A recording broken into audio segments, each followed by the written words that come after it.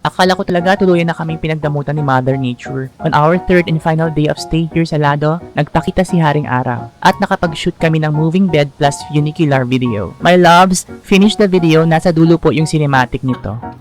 Kontento na tayo noon, wala tayong... Kaya nga, paano? Paano? Eat na. Eat na?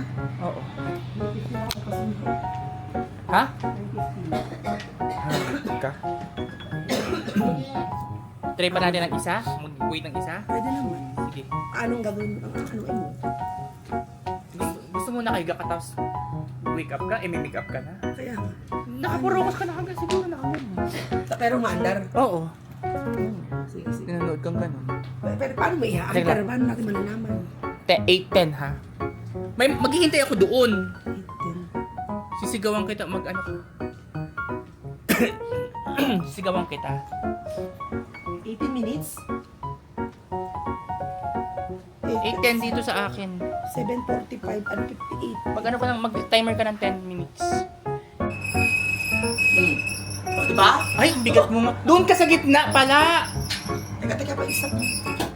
Hayop ka. O, diba? Yan ang sinasabi. Oo nga, magkakagulo pa tayo mamaya. Patay mo muna. Ay, Patay mo muna yun. Patay mo muna yun. kaya mo na siya. Okay.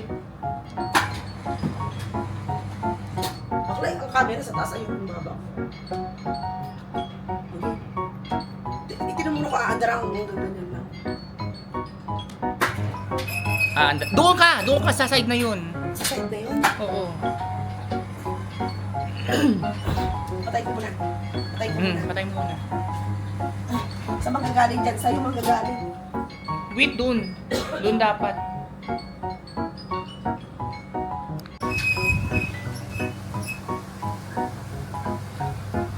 Ay, hindi na natang umaandar ka eh. Hindi.